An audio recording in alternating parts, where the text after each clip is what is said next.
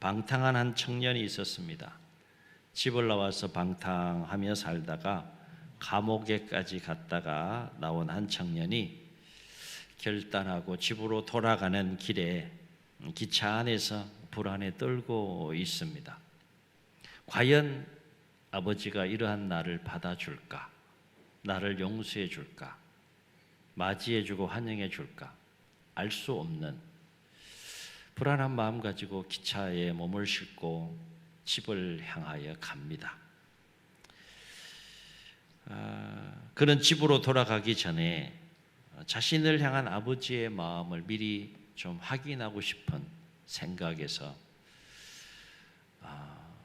미리 한 통의 편지를 보내게 되는데, 아버지의 마음을 확인한 후에 집에 들어갈지 아니면 그냥 지나칠지 확인하기 위해서 한 통의 편지를 아버지에게 보내는데, 그 편지의 내용은 이런 겁니다. 아버지가 나를 용서한다면 집 앞에 큰 나무에 흰 깃발을 하나 달아달라 라는 것이 편지의 내용입니다.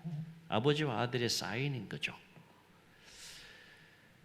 큰 나무에 흰 깃발이 달려 있으면 아버지가 나를 용서한다는 메시지고, 아무것도 달려 있지 않으면 용서하지 않겠다는 것이니까 지나치겠다, 이런 마음이 이제 아들의 마음속에 있었던 것이죠.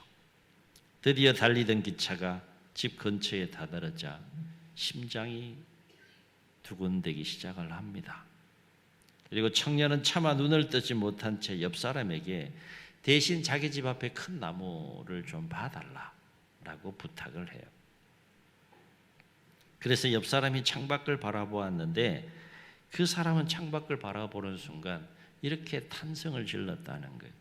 저 나무를 보세요. 흰 깃발이 하나가 아니라 온 나무에 수십 개의 흰 수건과 깃발이 빽빽하게 덮여 있습니다. 이렇게 탄성을 지르며 외쳤다는 거예요. 짤막한 이야기이고 예화인데 참 감동적인 예화라고 할 수 있겠습니다. 사랑하는 성도 여러분, 우리를 향한 하나님 아버지의 마음이 이와 같지 않을까 생각해 봐요. 이사야서 59장은 58장 1절에서 이스라엘의, 하나님의 백성인 이스라엘의 죄악을 고발하라는 하나님의 명령을 따라서 이사야 선지자가 58장에 이어서 59장에서도 이스라엘의 죄악에 대해서 고발하는 내용이 되겠습니다. 59장은 크게 두 부분으로 나누는데, 1절로 15절 전반부에서는 하나님의 백성이 어떤 죄를 졌는지에 대한 내용이 소개되고, 16절로 21절 후반부의 내용에서는 그러한 하나님의 백성들을 포기하지 아니하시고 그럼에도 불구하고 구원하길 원하시는 능동적인 하나님의 구원의 섭리에 대한 내용이 후반부에 나옵니다.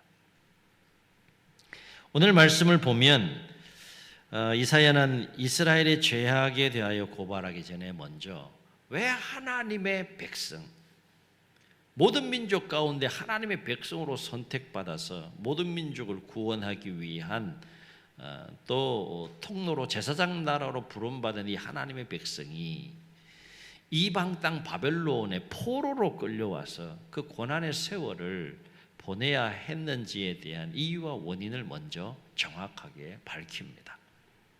이유는 이스라엘의 하나님이 능력이 없어서 무능해서 구원하지 못하심도 아니고,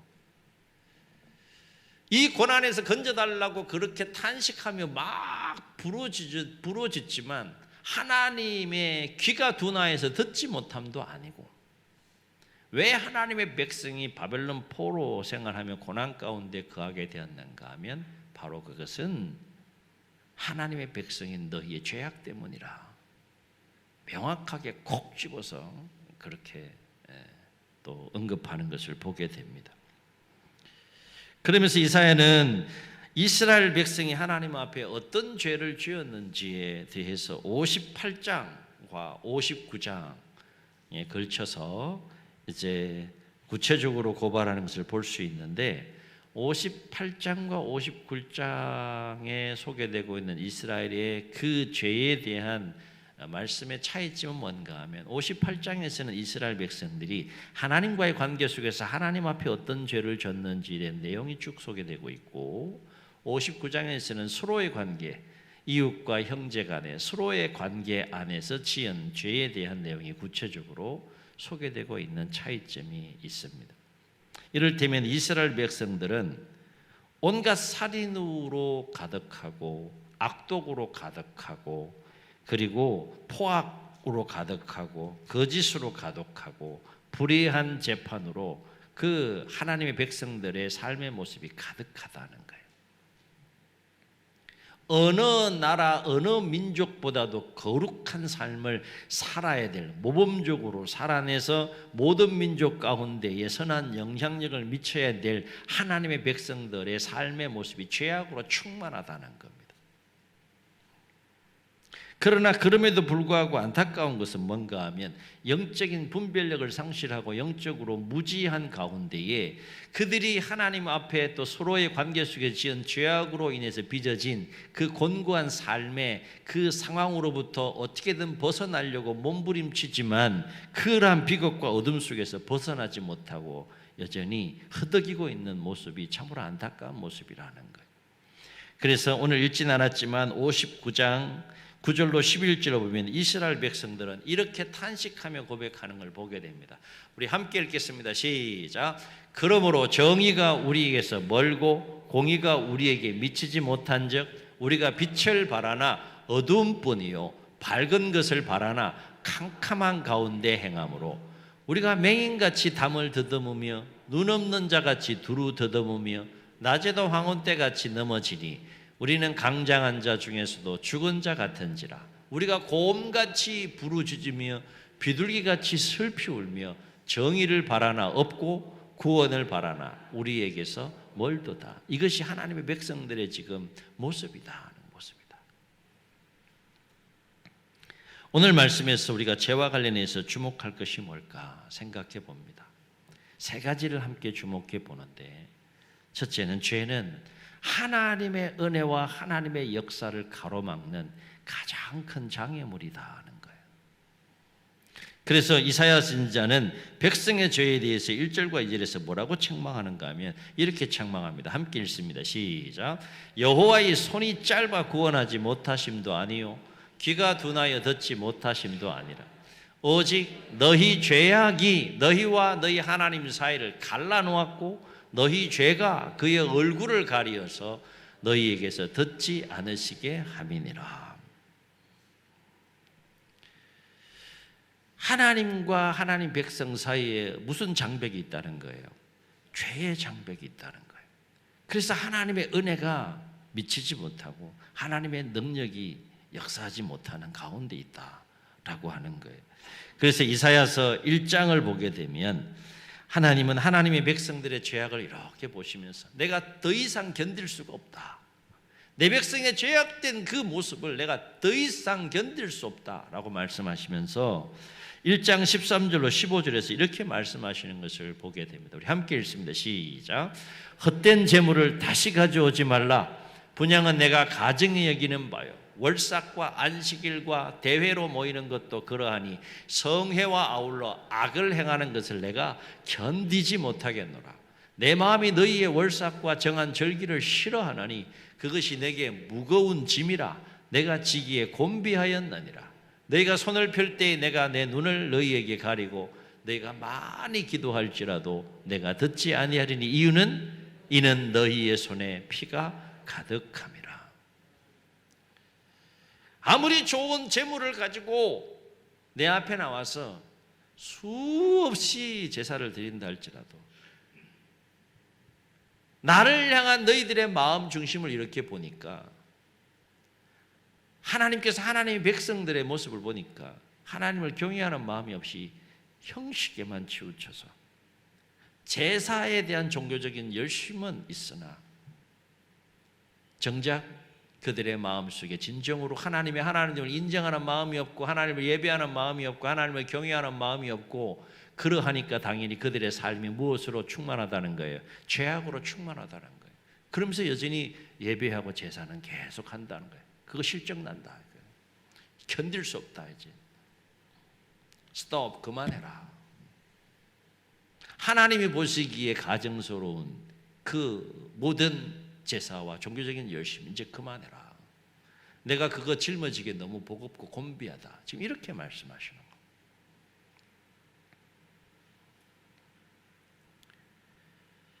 그러므로 우리가 하나님의 은혜와 하나님의 역사를 우리가 경험하고 누리려면 반드시 하나님과 우리 사이에 있는 무엇이 무너져야 된다는 거예요? 죄의 장벽이 무너져야 된다. 여쭤볼게요. 좋은 음식이 있어요. 너무 우리 몸에 너무 좋은 음식이 있는데 그 음식을 그릇에 담으려면 그릇이 어떤 상태가 돼야 돼요? 네? 더러운 그릇에 그 좋은 음식을 담을 수 있습니까? 없는 거예요. 지금 하나님의 마음이 그와 같은 거예요. 하나님은 하나님의 백성들을 마음껏 축복하고 싶고 정말 그 삶의 행복에 필요한 모든 것들을 막 공급하여서 역사하고 싶은데, 그런 은혜를 부어주고 싶은데 하나님의 백성들의 심령과 삶의 모습이 더러운 그릇과 같이 죄악으로 가득하게 물들어 있는 거예요. 그러한 마음을 지금 이사야 선지자를 통해서 지금 토하고 있는 모습을 볼 수 있습니다. 죄가 있는 곳에는 하나님의 은혜가 막힌다는 거예요. 죄가 있는 곳에는 하나님의 능력이 멈춘다는 거예요. 여러분, 이 주제를 가지고 성경 구약과 신약을 한번 쫙 보세요.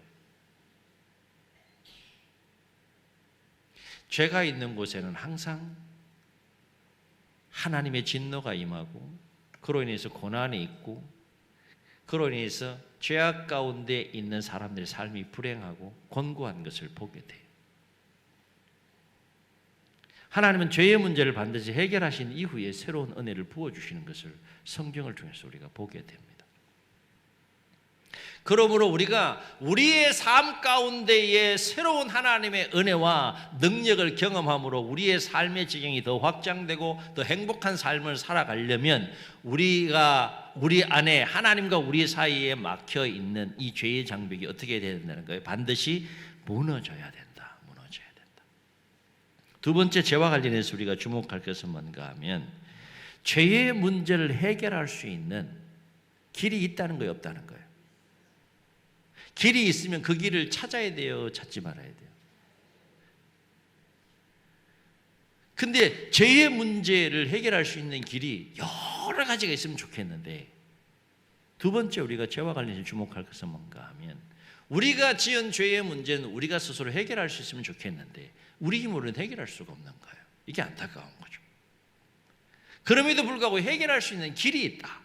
하나님께서 죄의 문제를 해결할 수 있는 길을 열어주셨는데 그것이 뭐라는 거예요? 유일한 길이 회개하는 거예요. 회개. 죄의 문제를 해결할 수 있는 유일한 길은 회개밖에 없다. 성경의 명확한 우리를 향한 가르침입니다. 그래서 하나님은 이사야서 1장 18절을 통해서 하나님의 백성들에게 회개를 촉구하시면서 이렇게 말씀하시는 걸 보게 돼요. 우리 너무 잘 아는 말씀이 함께 읽습니다. 시작. 여호와께서 말씀하시되 오라 우리가 서로 변론하자. 너희 죄가 주홍 같을지라도 눈과 같이 희어질 것이요 진홍같이 붉을지라도 양털같이 희게 되리라. 아멘. 아멘. 오라는 거예요. 오라는 거예요. 누구로부터 오라는 거예요? 죄악으로 충만해 있는 하나님의 백성들을 향해서 하나님께서 오라는 거예요. 오라는 거예요. 왜 오라는 거예요? 심판하시겠다는 겁니까? 때리시겠다는 거예요? 오라, 오라, 오라. 하나님께서 지금 그 죄인들을 초청하고 계시는 거예요. 왜 오라고 하는 거죠?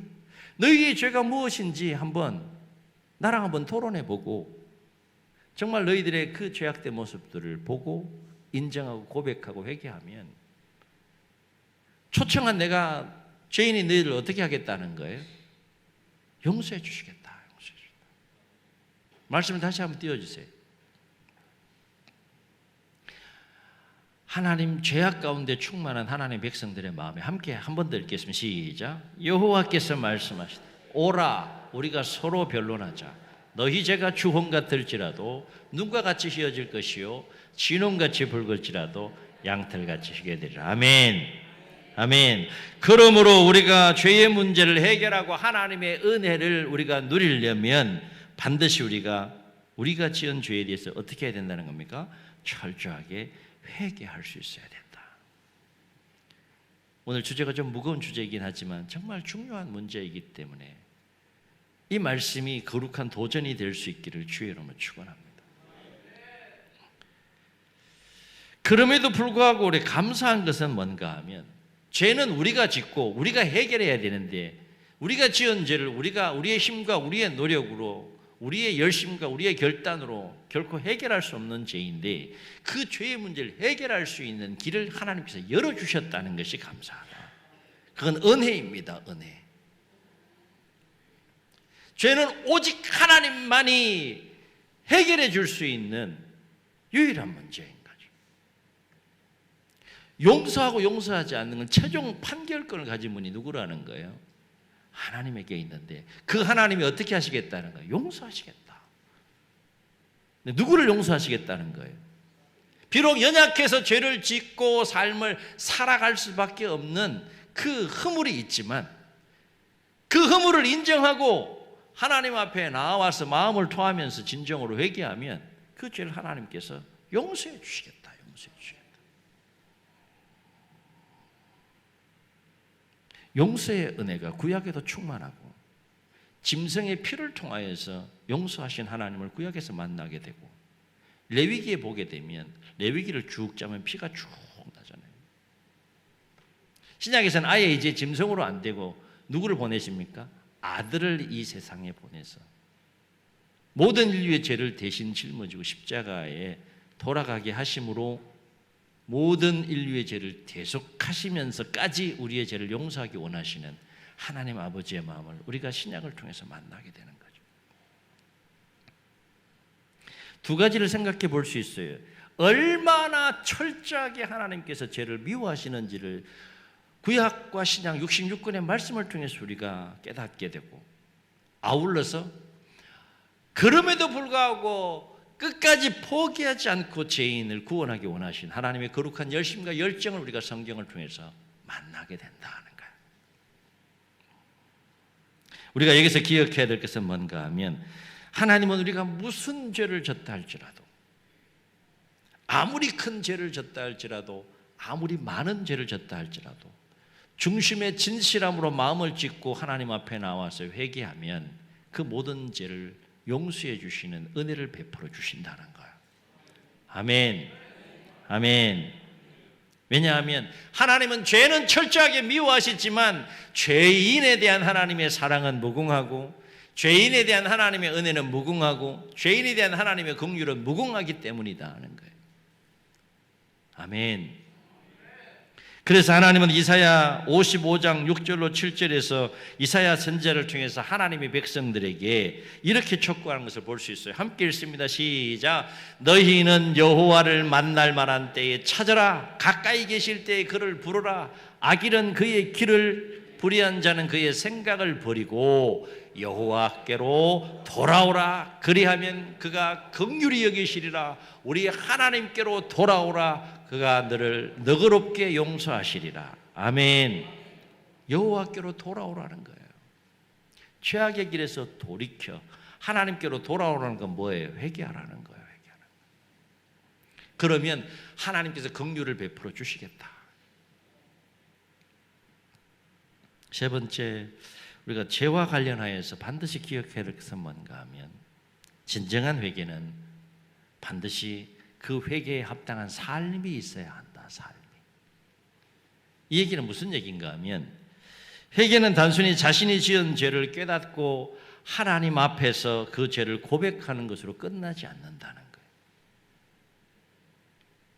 자신의 죄를 깨닫고 하나님 앞에 나와서 내가 이런 죄를 지었습니다. 용서해 주세요 라고 진정으로 회개했으면 그 회개에 합당한 무엇이 있어야 된다는 거예요. 삶이 있어야 된다. 삶이. 한국 교회가 믿지 않는 사람들로부터 지탄을 받는 이유가 여기에 있는 거죠. 이를테면 내가 누군가를 막 미워해요. 그 죄예요, 죄가 아니에요? 죄죠. 미워해야 돼요, 미워해야 돼요? 근데 미워해요, 안 해요? 허유, 안 허유? 허유?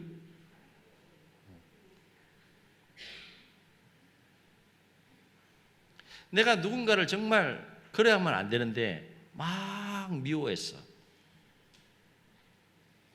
그러면 미워하는 죄를 졌으면 그 죄의 문제를 해결할 수 있는 길이 있다 없다? 있다. 어떻게 해결해야 할 수 있다는 거예요? 하나님 앞에 나와서 내가 누군가를 정말 미워했어요. 고백하고 인정하고 회개하라는 거예요. 그러면 회개는 다 끝난 거냐? 난 하나님 앞에서 이 문제 해결했으니까 나는 이제 다 회개하고 다 끝났다고 생각하면 안 된다는 거예요. 그 다음에 이어서 해야 돼서 마무리해야 할 일이 있다는 거예요. 뭡니까? 미워한 자를 찾아가서 내가 당신 미워했다 고백하고 용서를 구하고 화해하는 삶을 살아가는 것까지가 진정한 회개다. 회개에 합당한 삶이 있어야 된다는 거예요. 아무리 하나님 앞에 나와서 진정으로 눈물 콧물 흘리면서 내가 정말 그렇게 살면 안 되는데 내가 그렇게 살았다 인정하고 고백하더라도 그렇게 했으면 하나님께서 감동을 주실 거 아니겠어요? 왜 감동을 주시겠어요? 이제 변화되어야 된다는 거죠. 변화된 삶이 있어야 되는 거죠. 구약의 죄의 문제를 해결하는 5가지 죄사에 관한 제도를 하나님께서 하나님 백성들에게 레위기를 통해 주시는데 그 중에 속건제라는 것이 있어요. 속건제는 어떤 죄의 문제를 해결하기 위한 제사인가 하면 내가 누군가에게 타인에게 그 소유권을 훔쳤거나 빼앗았거나 이렇게 침해를 했을 때 그거 죄잖아요, 그죠? 그 죄의 문제를 해결할 수 있는 방법이 뭔가 하면 하나님께서 제시하신 방법이에요. 내가 타인의 소유권을 침해했으면 소유한 그 액수의 5분의 1을 플러스 더해서 배상을 하고 하나님께 와서 제물을 드리고 속건 제사를 드릴 때 하나님께서 그 죄를 용서하시겠다는 거예요. 이게 속건 제사예요. 예를 들면 그런 거예요. 일부에도 제가 이 예를 들었는데 옆집에 딱 보니까 도실도실한 그 소가 10마리가 있는 거야. 10마리가. 몇 마리? 근데 다 훔치긴 좀 그렇고 양심상 5마리를 내가 다 훔치고 싶어 그래. 5마리를 훔쳐왔어. 그럼 죄진 거 안 진 거예요? 몇 마리 훔쳤는데? 5마리 훔쳤죠. 그러면 그 문제를 해결할 수 있는 길이 있다 없다? 길이 있다. 어떻게 해결하라는 거예요?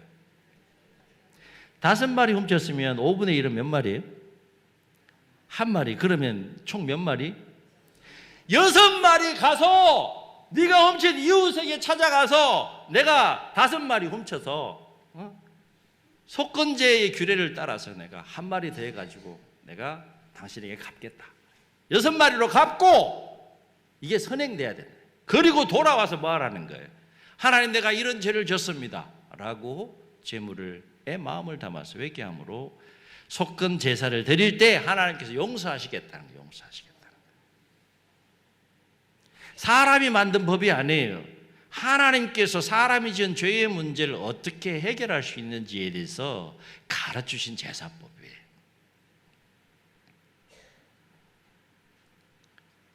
그래서 하나님은 하나님께서 기뻐하시는 참된 회개가 무엇인지에 대해서 말씀하셨는데 이사야 58장 3절로 7절에 보면 이렇게 하나님께서 말씀하세요.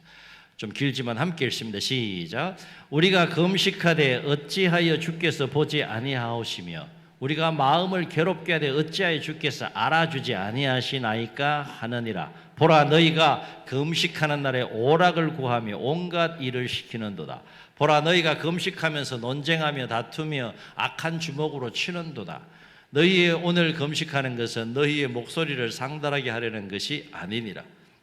이것이 어찌 내가 기뻐하는 금식이 되겠으며 이것이 어찌 사람이 자기의 마음을 괴롭게 하는 날이 되겠느냐. 그의 머리를 갈대같이 숙이고 굵은 배와 재를 펴는 것을 어찌 금식이라 하겠으며 여호와께 연락될 날이라고 하겠느냐. 막 금식하면서 회개하면서도 죄는 제대로 계속 짓는다는 거예요. 그게 어떻게 진정한 금식이고 진정한 회개일 수 있겠냐. 난 그런 회개 기뻐하지 않고 받지 않겠다. 그러면서 말씀하세요. 하나님이 기뻐하시는 회개, 하나님께서 기뻐하시는 금식이 뭔지 함께 읽습니다. 시작. 내가 기뻐하는 금식은 흉악의 결박을 풀어주며 멍에의 줄을 끌어주며 압제당하는 자를 자유하게 하며 모든 멍에를 꺾는 것이 아니겠느냐. 또 줄인 자에게 내 양식을 나누어 주며 유리하는 빈민을 집에 들이며 헐벗은 자를 보면 입히며 또 내 고륙을 피하여 스스로 숨지 아니하는 것이 아니겠느냐. 한마디로 입술과 마음으로만 회개하지 말고 회개에 합당한 삶을 살 때 하나님께서 그 회개를 진정으로 기뻐하신다.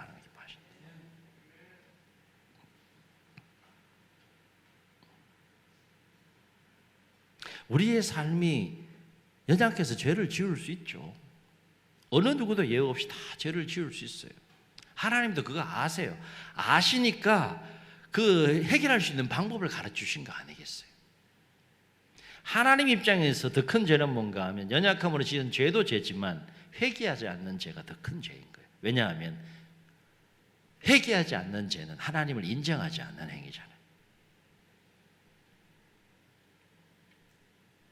사람이 연약함으로 지은 죄에 대해 진정으로 회개할 수 있다 그러면 그 삶 가운데 하나님의 어떤 은혜가 임하는지 우리가 성경을 통해서 보게 되고 또 우리의 삶을 통해서 경험할 수 있게 된다는 거예요.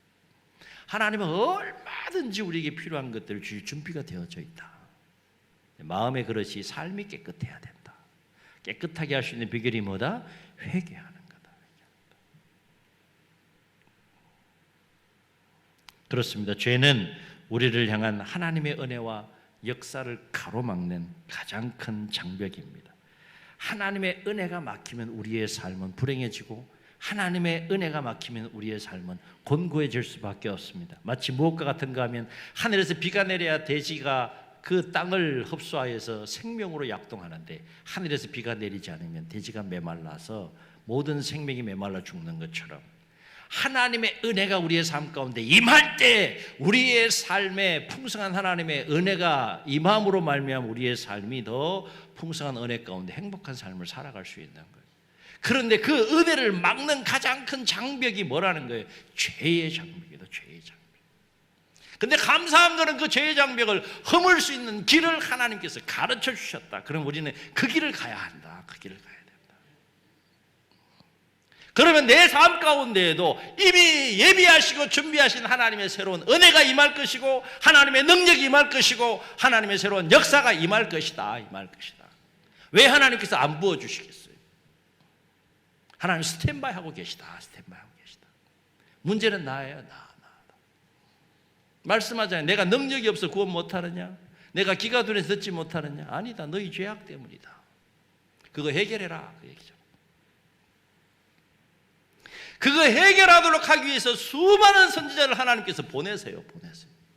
얼마나 친절하십니까? 깨닫게 하도록 하기 위해서 수많은 선지자를 보내서 깨닫게 하세요. 그게 하나님의 열심이에요. 열정이고 은혜이고 사랑입니다. 오늘 이 강단을 통해서도 말씀하고 계시잖아요. 우리가 하나님 앞에서 우리의 삶을 살피고 우리의 마음을 살피고 돌아봐야 될 이유가 여기에 있다. 우리가 무엇인가를 하나님 앞에 기대하고 구하기 전에 먼저 우리의 마음의 그릇을 깨끗이 하고 우리의 삶을 회개함으로 깨끗이 할 때 하나님의 은혜가 임하는 이 영적인 원리를 깨닫고 그 영적인 은혜와 원리 가운데에서 모든 죄악의 장벽을 허물고 하나님의 새로운 은혜와 축복 가운데 거하는 우리 모두의 삶이 되시기를 예수님의 이름으로 축복합니다. 축복합니다. 말씀을 기억하시면서 함께 찬양하시고 한번 통성으로 기도하시겠습니다.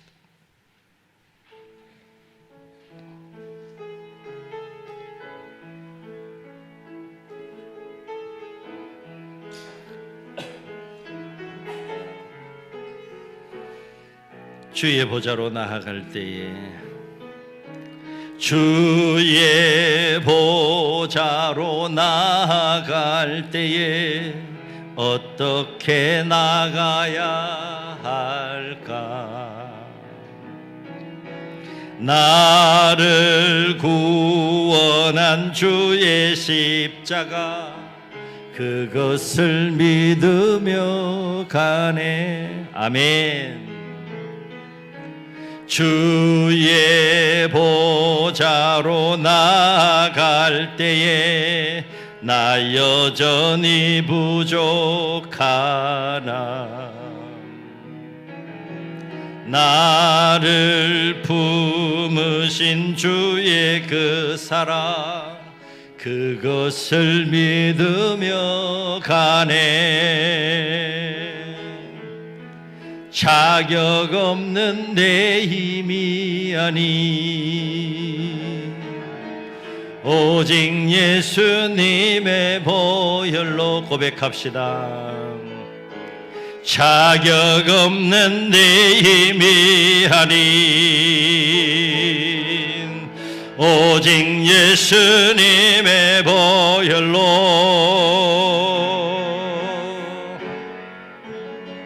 십자가의 보혈 완전하신 사랑 힘입어 나갑니다. 아멘. 십자가의 보혈 완전하신 사랑 힘입어 예배합니다. 주님 눈을 감으시고 말씀을 기억하시면서 한번 통성으로 기도하시겠습니다. 좋은 음식을 더러운 것에 담을 수가 없습니다. 하나님도 마찬가지입니다. 우리에게 필요한 모든 좋은 것을 주시기를 원하시지만 우리의 심령과 우리의 삶이 죄악으로 물들어 있다면 어찌 하나님의 은혜를 내려줄 수 있겠습니까? 어찌 우리에게 새로운 삶을 위해 능력을 베푸실 수 있겠습니까? 내가 능력이 없어서 힘이 없어서 너희를 구원하지 못함도 아니고 내가 기가 둔하여서 너희가 부러지져도 듣지 못함도 아니고 너희의 죄악 때문이니라 말씀하십니다. 예, 우리 모두 주의 말씀과 뜻 가운데 살기 위해 애쓰고 노력하지만 연약함으로 죄를 지을 때가 있습니다.